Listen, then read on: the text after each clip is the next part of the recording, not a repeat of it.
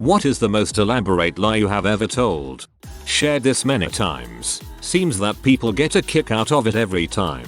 When I was 18 I mentioned to this girl who was a friend at church that I was looking into going into the Peace Corporation.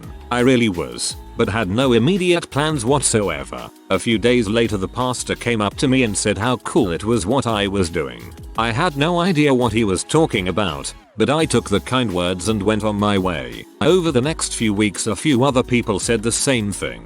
I still didn't realize what they were talking about, but still, people were saying nice things, building me up, so I'm taking them. Cut to a month later. I'm in church and the pastor calls me up. This was a small church. He then proceeds to tell the congregation that I was leaving for the Peace Corps within the next few months. I had to make up where I was going, what I was doing, basically everything. It ended with the pastor and the elders coming on stage and praying over me. May God forgive me. Weeks go on with no word of me leaving from anyone. I think it may have just blown over and I'll make an excuse one day to people as to why I didn't go. That is until I get to church one Wednesday afternoon and as I walk into the door I'm greeted with a surprise. That's right. They threw me a freaking surprise going away party. Long story short, I enjoy the cake, talk about my trip, and end the night. What else am I supposed to do? Lo and behold, 2 weeks later 9/11 happens and I use that as an excuse that my trip got cancelled.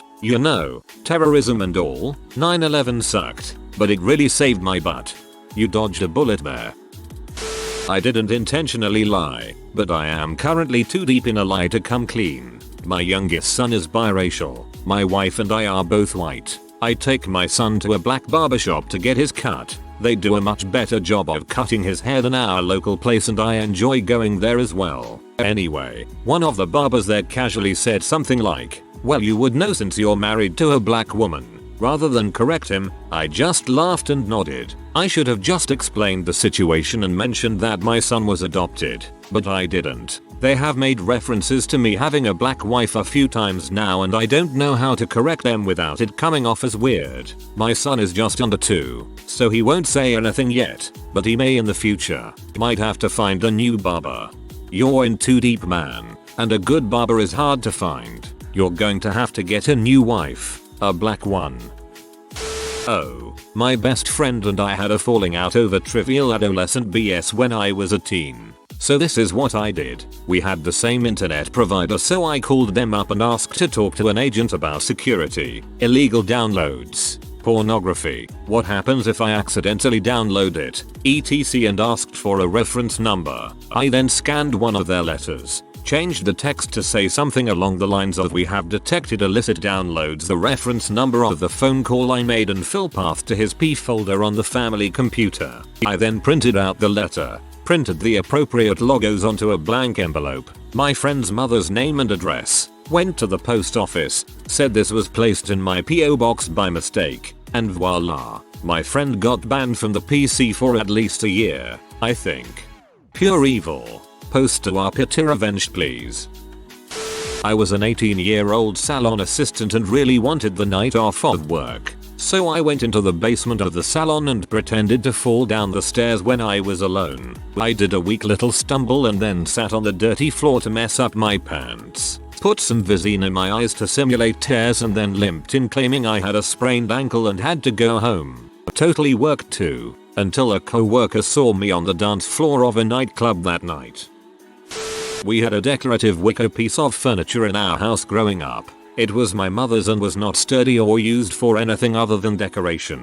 One day while my parents were away it disappeared. It was later discovered smashed in the woods behind our house. For years my parents blamed me for breaking it. About 5 or 6 years ago, in my 30s now, I finally confessed at Christmas time that I had a huge party while they were gone and one of the guests got drunk and smashed the thing. That was the lie. I never had the party and to this day I have no idea WTF happened to that piece of furniture. I just got tired of hearing about it at literally every family function.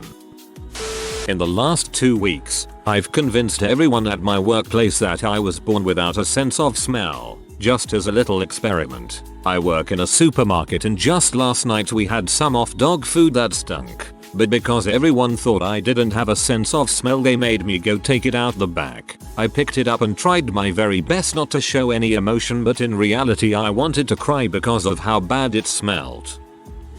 Not completely elaborate, but has haunted me. I was 17 and spinning my Jeep around in a patch of wet grass, pulling the emergency brake while going fast, when I hit a rain drain in the middle of a field. It was about a foot high and concrete. I blew out both of my passenger side tires and chipped the aluminium rim. I was in the middle of nowhere, Florida, and had to run a couple miles to a payphone.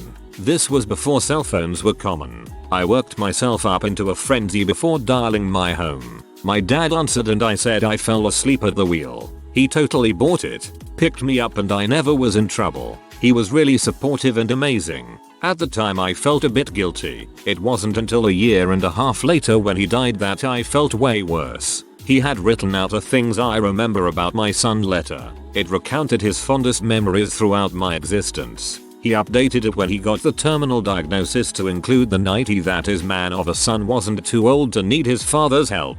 I read this after his death and never felt more like a lying bastard.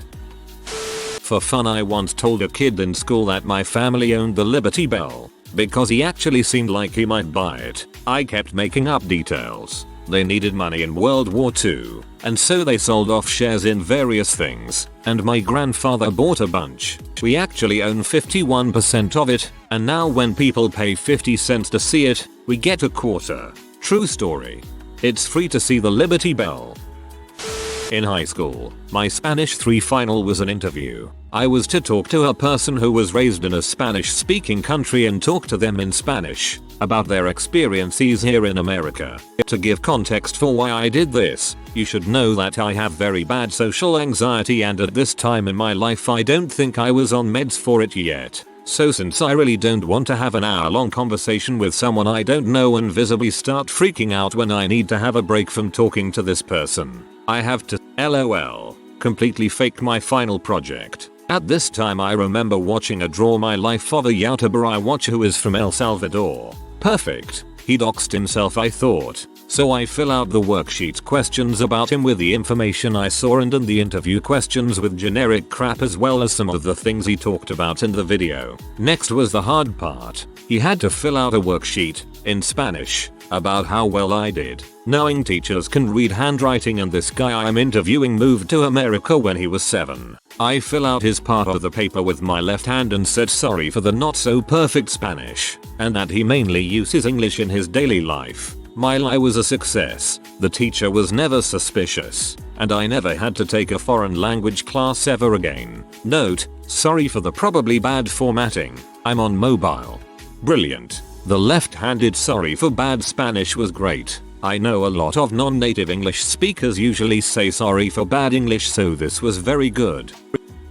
25 years this monster is still following me. Junior year in high school, I was out at night with my 4 best friends. Tom, Chris, Oscar and Jeff. Names have been changed to protect me. We were all in Chris' car and stopped for a bite, but before I went and I ditched around the back of the building to pee. As I am peeing I look down and see a extremely gay all black men pee magazine. I pick up the magazine and run to Chris' car and stash it in the glove compartment. Fast forward to about 1 week later and Chris is picking me up to go wherever, and when I get in he is absolutely enraged. I ask what's up and he explains that he and Jeff is the guy in the group that will ride you for any misstep you may have done. Were driving and Jeff was fiddling in the car as they were driving and opened the glove to have a freaking queer mag falls out and Jeff reacts as if it were a dead baby landing on your lap.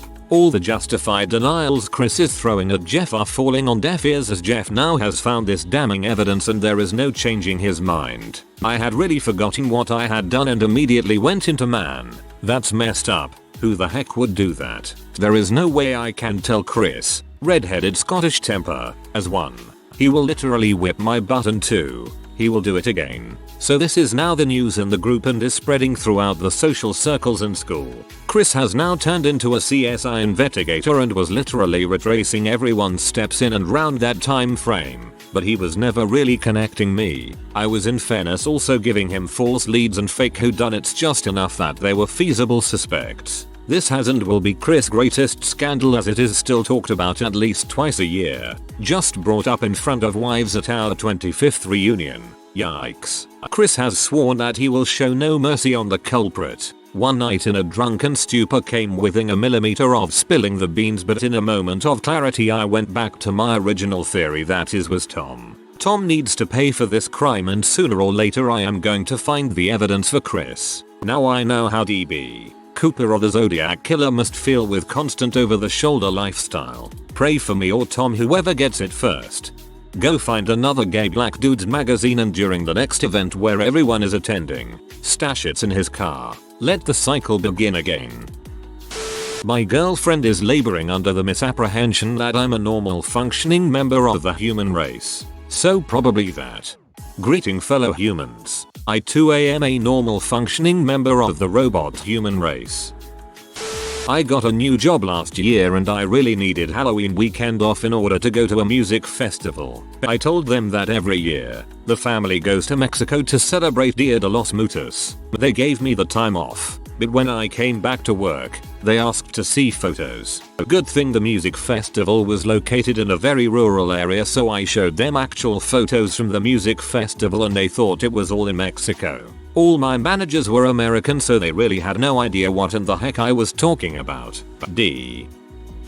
Not sure how elaborate this is, but when my son was 8, we moved from out in the middle of nowhere with no television into town with cable. When he first encountered a TV show that was rated TVMA, he asked me what that meant. I told him that it meant you had to ask your ma if it was okay to watch it, and remarkably, he believed it for a while. Haha, I mean, you aren't wrong. When I was in elementary, I was put on medication for Adolescent. No clue what it was called. Little pink pills. And they made me feel horrible and lose a ton of weight. My stepdad was very strict about me taking them. So much that if I twitched my leg or was talking too much, he would promptly say, "Did you take your pill this morning?" I finally got fed up of taking them, and so when he would hand it to me in the morning to take, I would act like I took it but actually drop in the cup of water and then drop the pill behind the stove after he walked away. All was good and well until we had to get a new stove after a year of me stashing my pills. I just remember freaking out the entire day, knowing at some point they was gonna have to pull the stove out. Asterisk that enter Zune. When my niece was around 8 years old or so, my husband and I told her an elaborate lie about eggnog. Niece, what is eggnog made out of? Snarky grown-ups. It's a combination of eggs and nog. Niece, what's nog? Snarky grown-ups. Squirrel milk. Niece, what? Squirrels don't make milk. Snarky grown-ups. Of course they do. Anything with a nipple can make milk. Niece, really? I don't know about that. Snarky grown-ups. Yeah, but the problem is that it's really hard to harvest the milk because the squirrels are so small. It takes a really long time to do it. That's why we can only drink eggnog once a year at Christmas time. It takes all year long to milk enough squirrels to get enough for eggnog. That last line was what got her. Made so much sense. My husband also convinced her one time that bike tires have poisonous gas inside them. So if you crash your bike, you better jump up and run away real quick before the bike tire poison leaks out and gets you. Niece's mom found out about that one real quick. My niece is a teenager now and has thankfully chosen to look on these incidents with much humor. She's awesome. Over the past year, I have been slowly convincing my cousin that my girlfriend is a practicing pagan. Gave him little totems we found at a flea market. Made up a backstory for each one and how they will bring him in a piece, which he keeps on his dresser. Before he left for college, I gave him a little vial of fruit juice that was a good luck potion that he sips before his football games. He likes to brag to other people about the things we get him. I wonder how sick he's going to get from that old fruit juice. When I was growing up in the mid to late 90s, Paul Frank monkeys were just becoming popular and were everywhere in school. Everyone had those dinky little notebooks and all sorts of memorabilia. I personally cannot stand monkeys. Animated or real, doesn't matter which. I think it's an uncanny valley thing to me. The way they move and their faces and hands have always put me off. I don't care if other people like monkeys. nor do I particularly care that monkeys exist elsewhere, but I quickly learned that my opinion was a fairly unpopular one around kids my age. The obvious step was to come up with a justifiable reason for my hatred. The story went like this. When I was little, my kindergarten class went on a field trip to the zoo. This was before they had the glass separating the animals from the people. I had $1 and some pennies and I was going to use the press machine in the gift shop to make a souvenir penny. On our way, we saw the monkey exhibit and I put my hands between the bars, while still holding the dollar, to watch them. One of the monkeys spotted me and came over to look at me, and I wanted to pet it, but it suddenly lunged forward with this horrible look in its eyes and bit me and I dropped my dollar. Then I had to go get a rabies shot in the butt and I never got my dollar back or my souvenir penny, because monkeys are evil and they ruin everything. And that's why I don't want any Paul Frank crap for my birthday. Grace. Follow up. Last year I was on a Christmas Skype call with my family and my brother brought the monkey story up, which I had always been careful not to tell my mum because she would call me on my crap. After a good 15-year streak of sympathetic "oh my god, no wonder you don't like monkeys" wow reactions, I had to own up to the lie. It lived a long life. TLDR. I don't want Paul Frank merchandise, because an imaginary monkey bit me and stole my dollar and ruined my field trip. I thought I was the only one who didn't like monkeys. I've lived my whole life thinking there was nobody else. But seriously, you're completely right. They're similar enough to humans that it's creepy, but they're also animals. TLDR. I come from a family of criminals, many of which are presently incarcerated, and have to habitually come up with elaborate, partly true, lies for my boyfriend's ridiculously nice family. I don't remember most of what I've told them anymore. I come from a very dysfunctional family with an extensive criminal background, many members presently incarcerated. My long-term boyfriend's family is ridiculously nice and normal, and always ask about how my insert family member here is doing whenever we meet up. Anyways, I am not at all like my family and didn't want them to think less of me, so I've made up a number of backstories about what so and so was presently up to, even though I talk to them once in a blue moon. The only one that's become super problematic is my brother. He's serving time in max security. When they asked about him, I lied and said he was welding, which he did before going to prison, but had just relocated to the location of the prison for a change. Then he was transferred. He is a pretty violent fellow, so when they asked again it was "oh, he's doing okay. He's just moved his business onto location of new prison." But then the plot thickens. They ask questions about what's going on in his life, how often he gets to see his kids with the move. He recently had split up with my terror of a sister-in-law, and how their new kitten was doing. Well, he was recently slashed up with a razor at the new place. He hasn't seen his kids in years, and my ex-sister-in-law let the kitten out to roam freely and it was run over by a car. I don't remember what I've told them anymore, including where he was at last we spoke, as he was transferred again, so it's really hard keeping up with the lies. I know I'm going to slip up one day. What's worse is I had my last name legally changed in university, as I know it would haunt me post-grad. I'm going for my MD. And they recently discovered that I don't share a last name with my parents. Thank you Christmas cards. I was caught off guard when they asked me about it. Pretty sure I told them it was because my new name sounded nicer. So I've now joined the ranks of Ringo Starr, I guess. My girlfriend's family is super nice, and when my dad was addicted to drugs and later when he went to prison, I wanted to come up with a lie just like you did. Instead, I opted with the truth and they were totally accepting and offered to help me with whatever I needed. The mom ended up helping me graduate high school a year early and has us over for dinner almost every night. I told my girlfriend, her mother and several of our friends that Roger Federer bathed in alpine milk as it helped him recover from injuries. They believed this for over a year until I cracked and told them the truth. It seems they had even told other people this lie, one of whom even tweeted him to ask for the truth. I don't remember how this got started, but we have convinced nearly every that we know that my brother is adopted. He definitely isn't adopted and we look similar. The entire family is in on it. Everyone always says no, he's not adopted, and I'll tell them just go ask our mother, and she just plays along.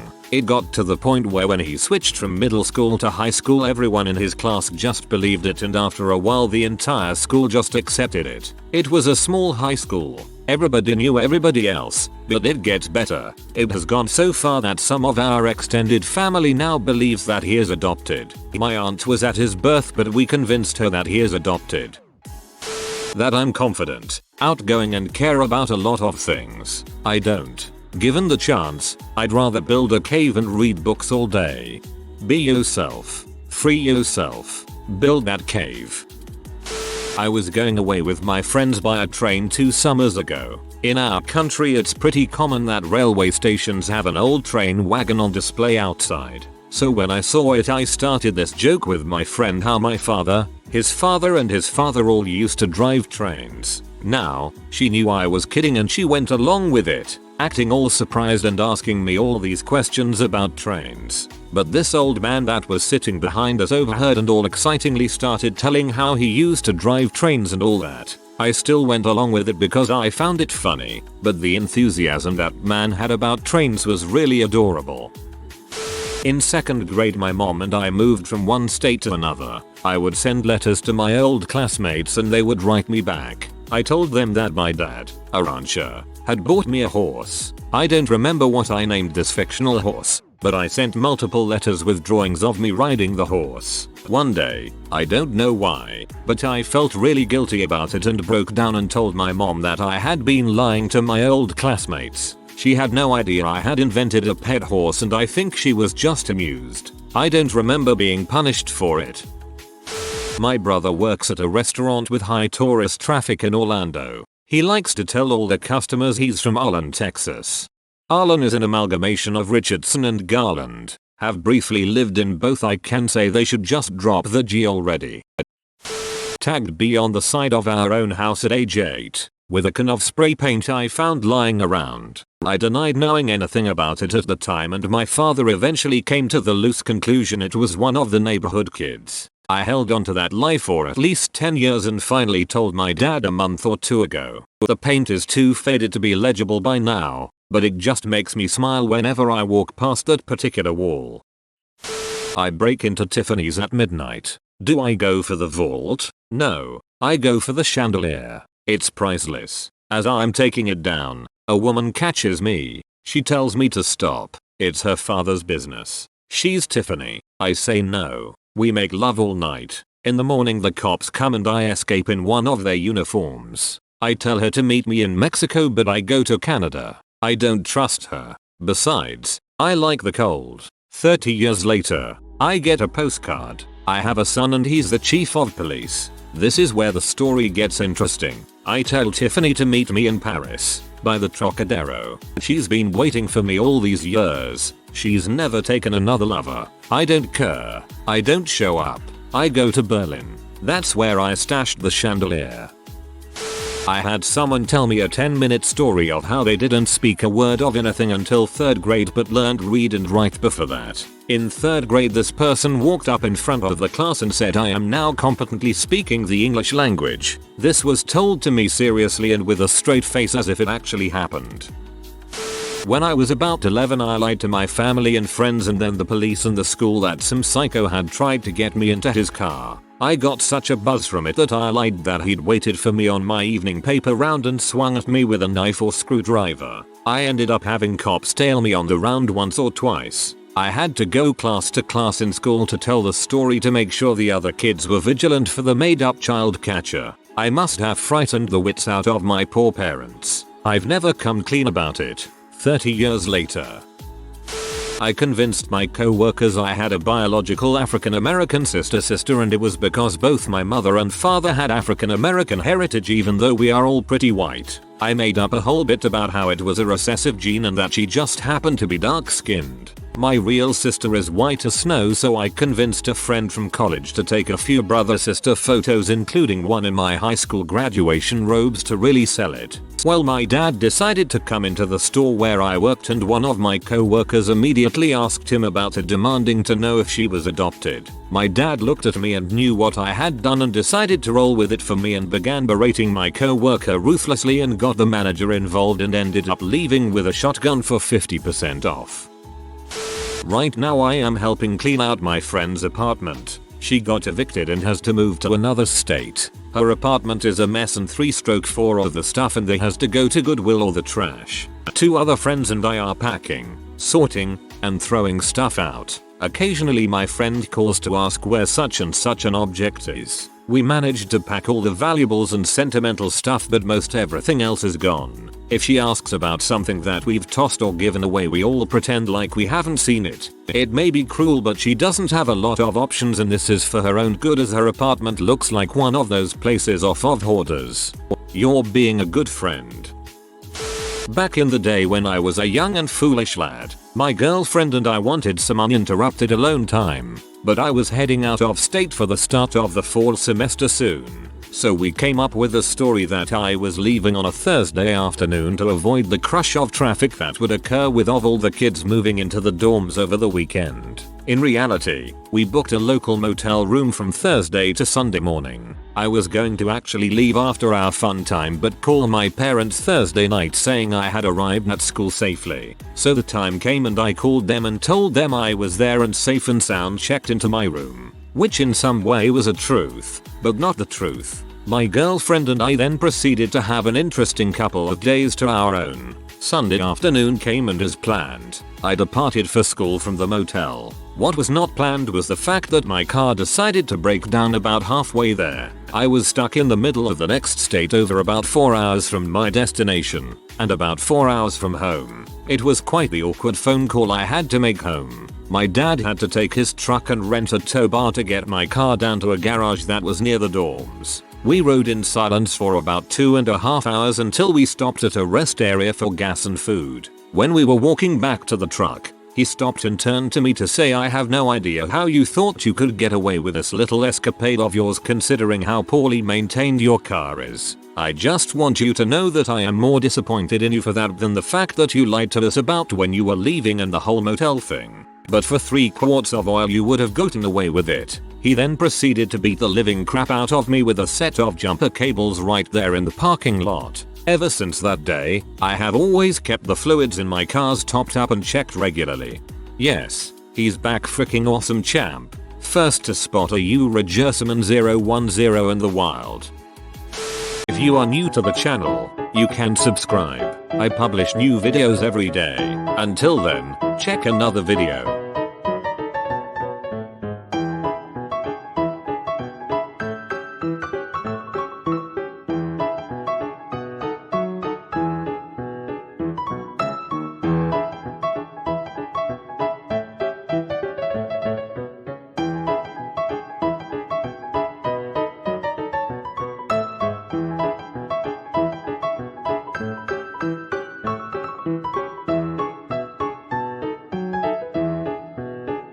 Bye for now.